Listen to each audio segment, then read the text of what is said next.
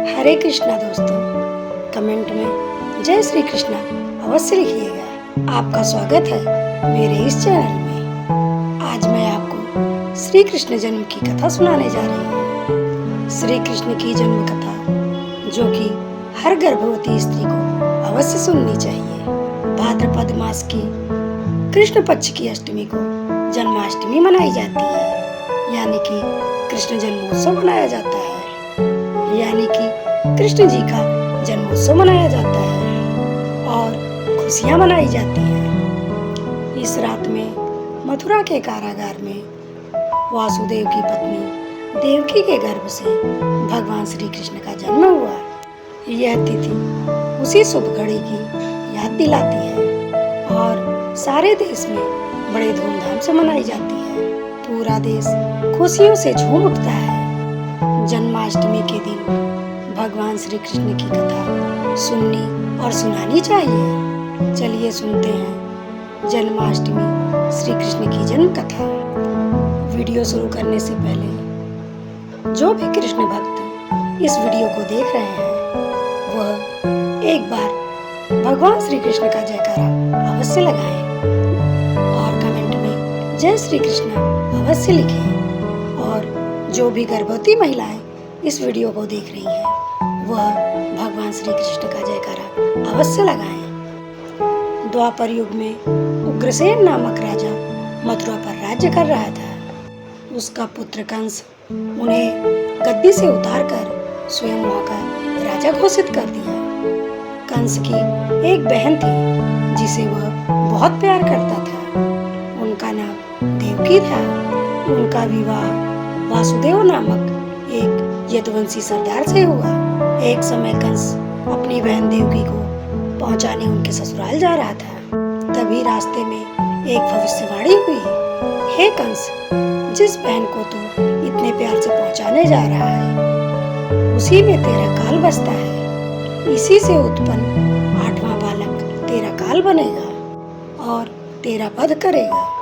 यह सुनकर कंस वासुदेव को मारने के लिए उद्यत हो गया। तब देवकी ने विनय पूर्वक कहा, भैया इन्हें छोड़ दीजिए।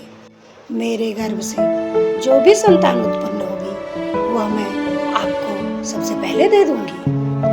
बहनोई को मारने से क्या लाभ होगा आपको। कंस ने अपनी बहन की बात मान ली और वापस चला गया। उसने वासुदेव और देवकी को कारागार में डाल दिया और देवकी के गर्भ से एक एक करके 7 बच्चे हुए और 7 को ही जन्म लेते ही कंस ने मार दिया। और जब 8वां बालक पैदा होने वाला हुआ तब कंस ने कारागार में कड़े पहरे लगा दिए। उसी समय नंद की पत्नी यशोदा को भी बच्चा होने वाला था। उन्होंने वासुदेव और देवकी के दुखी भरे जीवन को देखकर उनकी रक्षा का उपाय रचा। जिस समय वासुदेव और देवकी के पुत्र हुआ उसी समय संयोग से यशोदा के भी गर्भ से कन्या का जन्म हुआ, जो और कोई नहीं माया थी। जिस कोठरी में वासुदेव और देवकी कैद थे उसमें अचानक प्रकाश हो गया।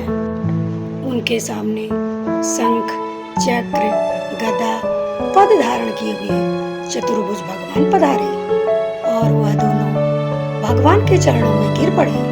तब भगवान ने उनसे कहा, अब मैं पुनः नवजात शिशु का रूप धारण कर लेता हूँ। तुम मुझे इसी समय अपने मित्र नंद जी के घर वृंदावन ले चलो और उनके यहाँ जो कन्या हुई है उसे लाकर कंस के हवाले कर दो। इस समय वातावरण अनुकूल नहीं है, फिर भी तुम चिंता मत करो।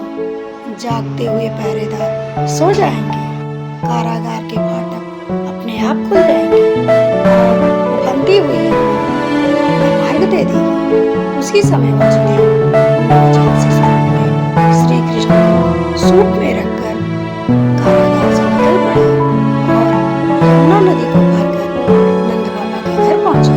वहां पहुंचकर उन्होंने शिशु को यशोदा जी के पास सुला दिया और कन्या को लेकर मथुरा आए। कारागार के फाटक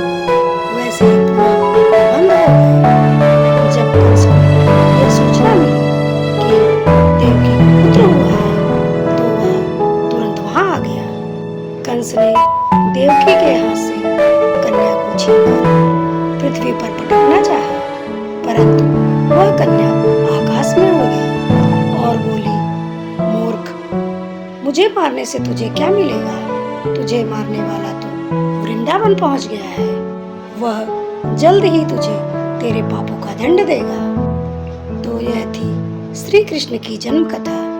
इस कथा को जो भी सुनेगा उसका जीवन तर जाएगा और उसकी आध्यात्मिक उन्नति भी अच्छी तरह से होगी। आशा करती हूँ आपको यह मेरी वीडियो पसंद आई होगी। अगर यह वीडियो पसंद आई तो मेरे चैनल को लाइक और सब्सक्राइब करिए और ज़्यादा से ज़्यादा शेयर करिए। तो फिर मिलती हूँ अगली वीडियो में एक नई कहानी के साथ। तब तक के लिए अपना ख्याल रखिए, हंसते रहिए, मुस्कुराते रहिए। राधे राधे।